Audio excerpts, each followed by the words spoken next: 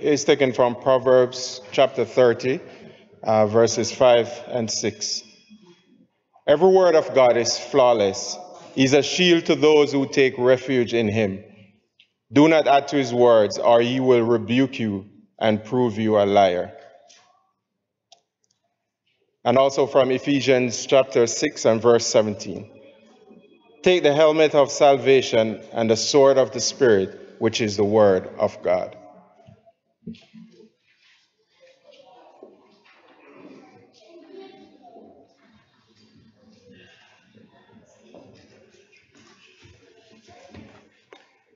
Good morning, church. To our visitors and friends, welcome. The title of our sermon today is Salvation and the Word. But before we start with our lesson today, I would like to congratulate our graduates. Congratulations, graduates. Graduation are a special time for families and for our children. There are many here this morning whose children have graduated to the next level of their education. They may have finished kindergarten or elementary or high school, college, universities, and they are moving on. Your children have accomplished things that we celebrate today. To our graduates, I want you to know, first, you'll be making a significant accomplishments on many months or years of work and dedication. Second, you'll be closing one chapter of your life, opening a whole new one. This is a good time to reflect on the things that help build a great life. Knowledge is not enough to meet life problems. We need wisdom, the ability to handle life with skill. I would like to address you graduates or upcoming graduate with 4 famous quotes originally written in Latin, translated into English. This is what it says. A teacher is the only person who talks in someone else's sleep. Mama is still smarter than you. The next book you read should be the Bible. No matter what question you have in life, God is the answer. So with these 4 wise sayings, I now hereby pronounce and declare to all who are here today, you are all smarter now than you were 5 minutes ago. Over the last several weeks, the subject of a spiritual battle, the armor of God, has been a focus. We learned that we are to put on the full armor. We are told that after we have put on the full armor of God, that we are to stand firm. Today, we are going to study Ephesians chapter 6 and verse 17. Take the helmet of salvation and the sword of the Spirit, which is the Word of God. We will consider these 2 pieces of God's armor that is given to us. First, the helmet of salvation. The helmet was a metal headgear that protected the head. While the enemy might ring your bell, the helmet would protect the head from any permanent damage. A helmet was vital for survival, protecting the brain. The brain is the command station for the rest of the body. If the head was badly damaged, the rest of the body's armor would be of little use. In the spiritual army, the helmet is salvation. This protects the mind, the Christians, and guard our thoughts. One of the places that Satan is continually attacking in this spiritual battle is our minds. The mind is the most critical part of a spiritual battle. We can go to say that the human mind is the ultimate battlefield for spiritual warfare. Satan is more concerned about what we think and believe than about anything else. He seeks to plant evil thoughts. Sometimes our spiritual battle doesn't directly involve anyone other than ourselves and our own imagination. Satan loves to get us to grumble and complain, loves to alter our focus, concentrating on anything except God. Here are some Satan's strategies. Confusion. In a remarkable book published some years ago, Canon Roger Lloyd, an archdemon, instructs subordinates on an ancient and effective piece of satanic strategy. Insert yourself into the simple situations which call for plain and obvious duties, and complicate them again, at least until at last no one involved in them can make sense of the confusion. Hope of salvation stops this by reminding us that God is in control, that our job is to encourage one another. He seeks to get us to doubt. If you tell a man that there are 581,678,934,341 stars in the universe, he'll believe you. But if a sign says fresh paint, he has to make a personal investigation.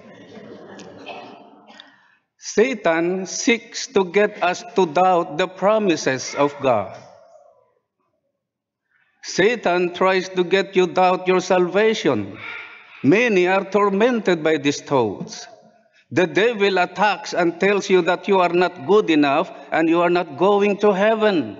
You have too many sins. You have made too many mistakes. You are not worthy of God's love. You cannot be what God wants.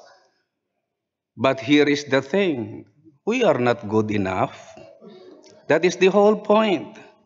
If we could be good enough, then our Lord would not have needed to send His Son to die for the sins of the world. Someone said, doubt your doubts before you doubt your belief. Satan attacks us with fiery dart of temptation. A boy Alexander was trying to save all the pennies he could in order to buy a baseball bat, but he had a hard struggle. One night, when he was saying his prayers, his mother heard him say fervently, "Oh Lord, please help me save my money for a baseball bat. And God, don't let the ice cream man come down this street."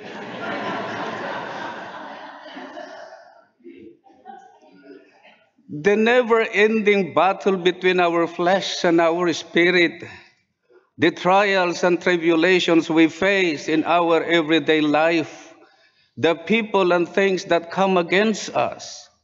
When we are living godly lives, envy, strife, bitterness, gossip, even hatred attack us. We are also exposed on every side by advertisements that are designed to attract our attention.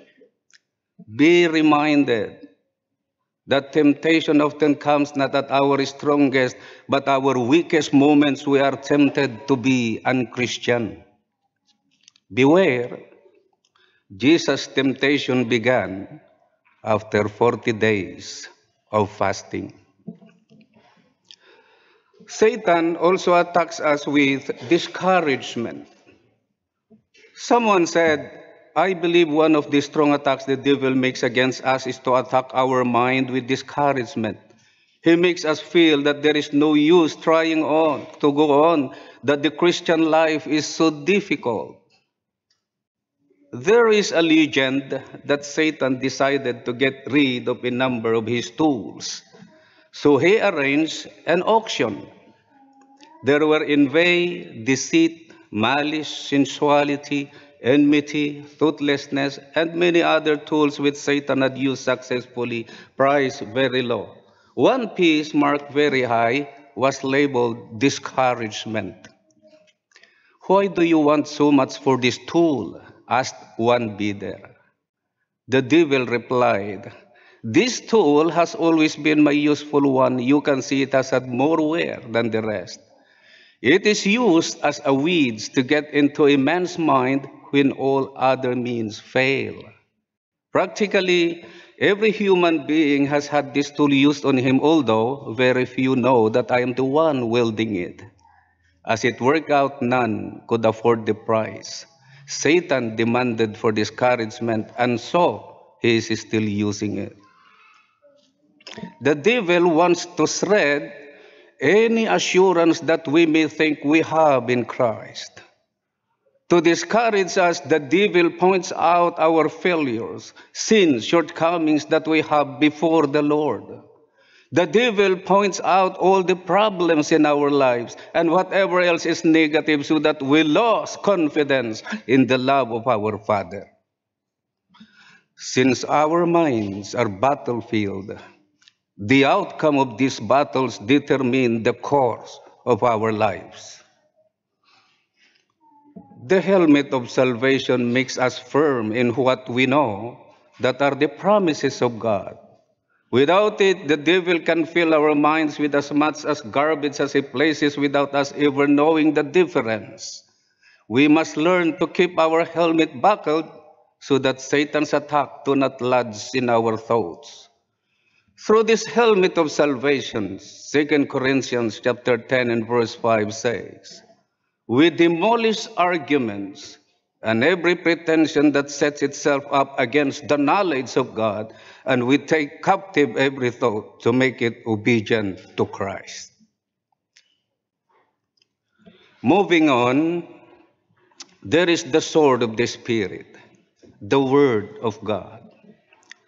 The phrase, the sword of the Spirit, is found only once in the Scriptures. In Ephesians 6:17, the sword of the Spirit, which is the Word of God.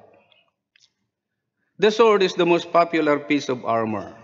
A soldier without a sword was just a heavily armored target. The Roman soldier would spend countless hours learning his sword and how to use it. He had to be better with it than the enemy, or he would be defeated, taken as a slave, or killed. To the Christian soldier, the sword is the Word of God.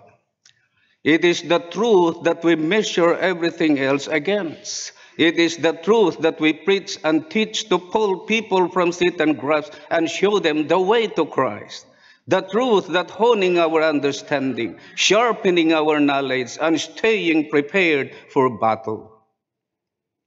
Since every Christian is on the spiritual battle with evil forces of this world, we need training to know how to properly handle the sword of the Spirit. In 2 Timothy chapter 2 and verse 15 tells us, do your best to present yourself to God as one approved, a worker who does not need to be ashamed and who correctly handles the word of truth. In the New King James Version, it says, study. Study to show thyself approved unto God, a workman needeth not to be ashamed, rightly dividing the word of truth. We need to know how to handle the word properly. Only then will it be an effective defense against evil, but it will also be an offensive weapon we use to demolish strongholds of error and falsehood. In Hebrews chapter 4 and verse 12, in the NIV it says, for the word of God is alive and active, sharper than any double-edged sword. It penetrates even to dividing soul and spirit, joints and marrow. It judges the thoughts and attitudes of the heart.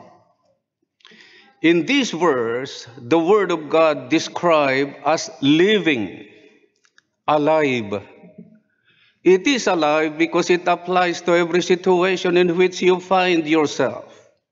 It is alive in that it influences your mind and your heart. It is alive in that it is always relevant in your life. Bible as living means that it's not dead. It has the ability to bring forth more life abundantly. His thoughts become our own, and His ways influence our behaviors and direct our activities.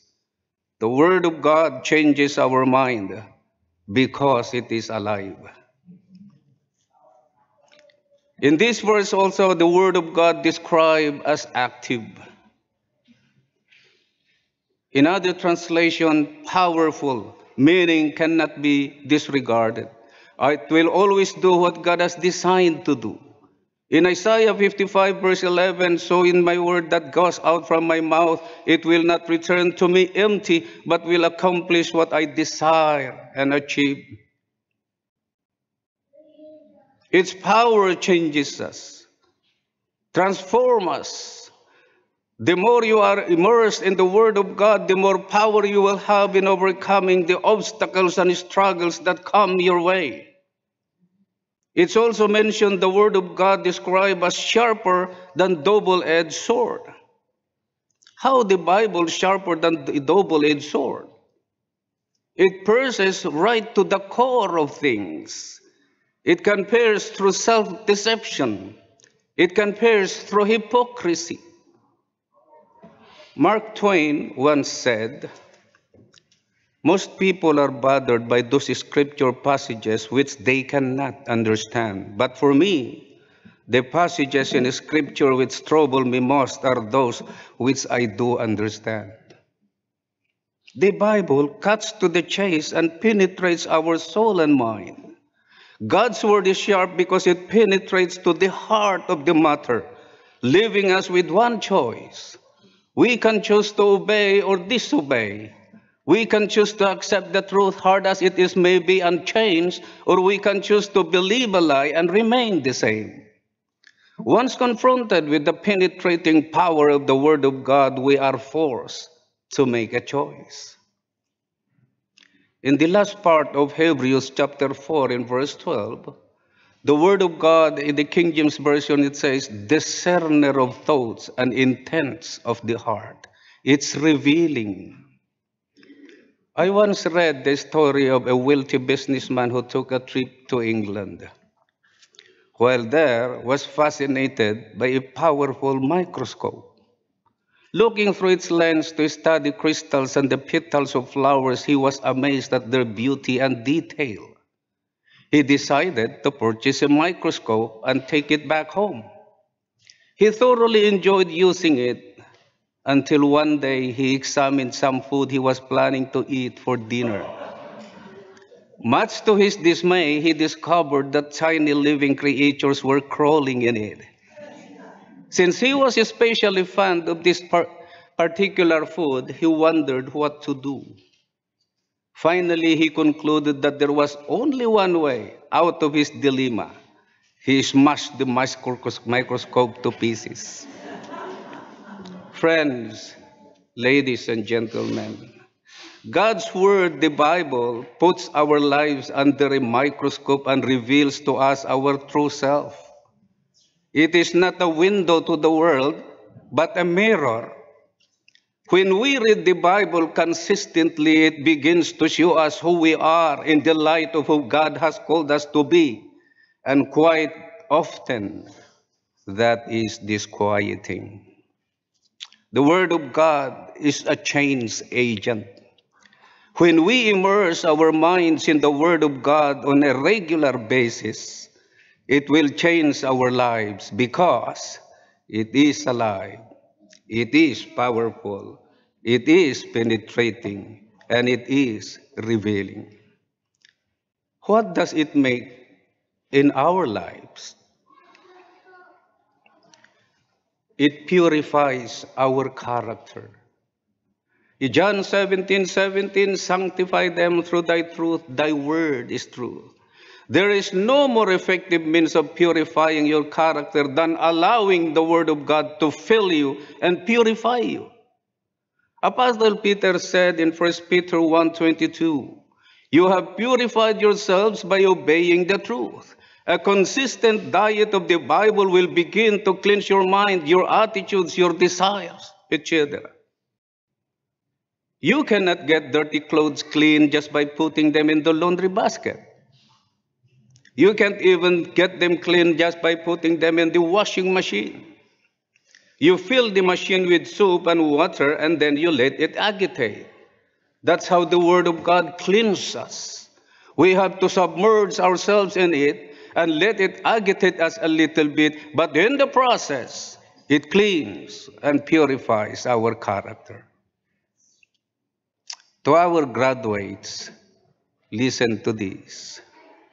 It pilots our steps.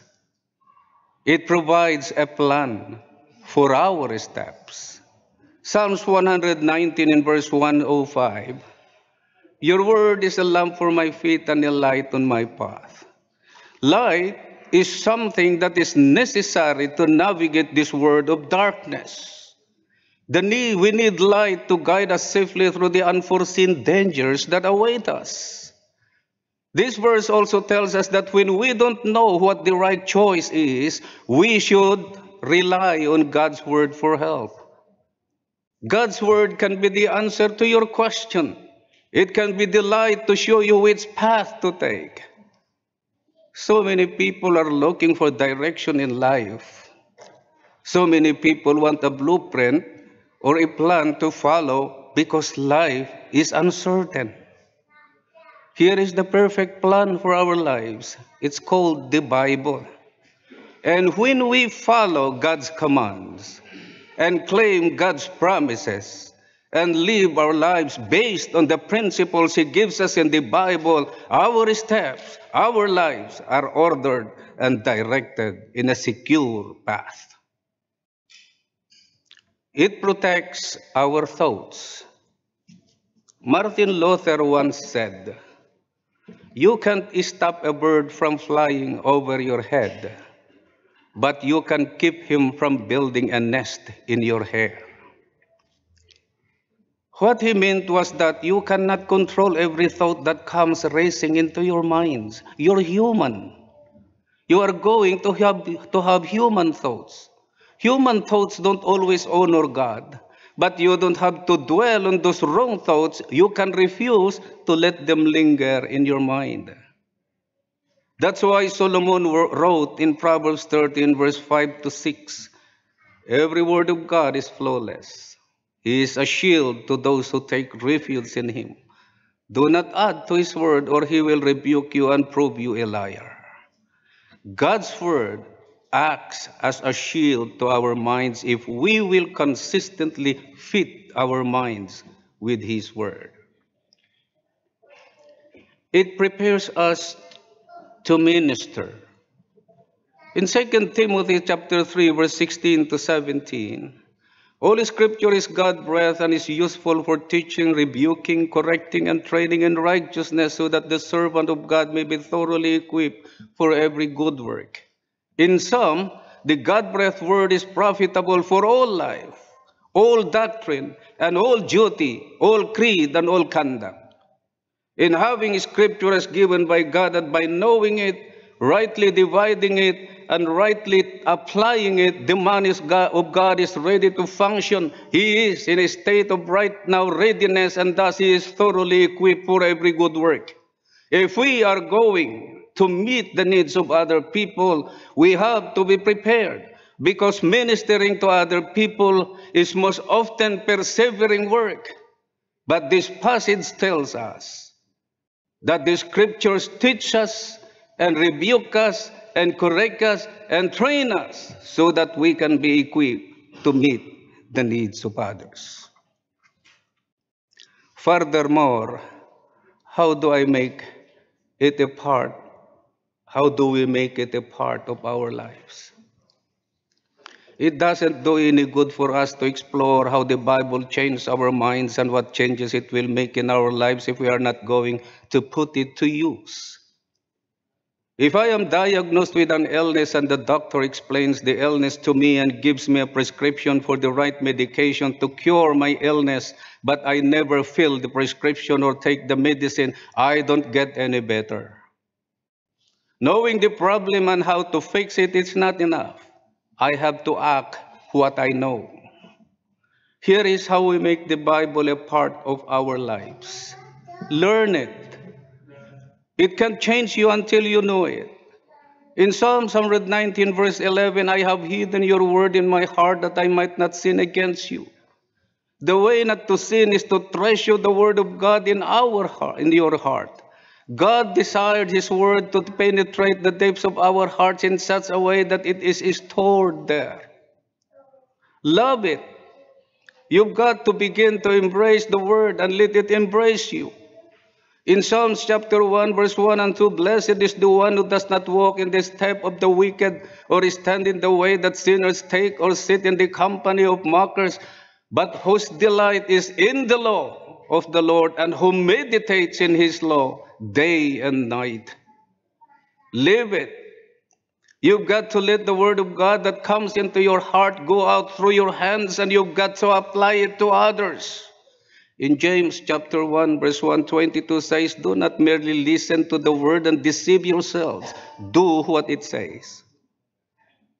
When people take God seriously, they immediately realize that his word is not only something to be studied, not only something to be read, not only something to be written about, it is something to be done.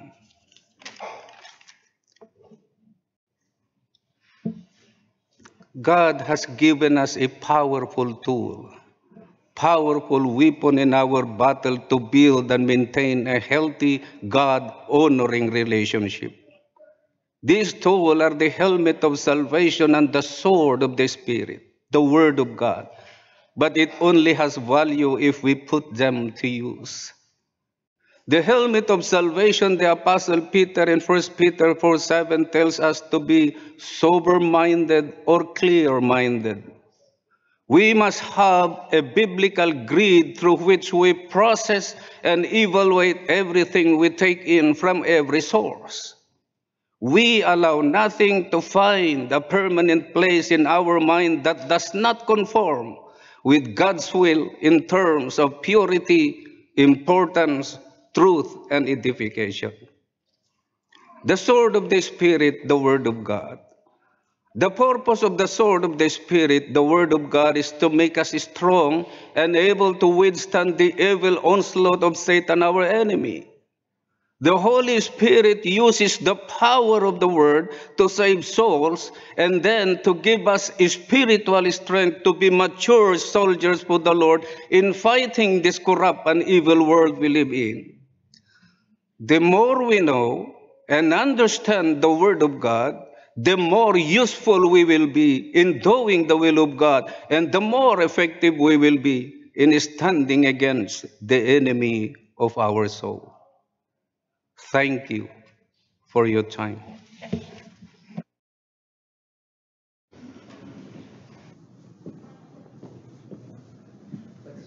Stand as we sing.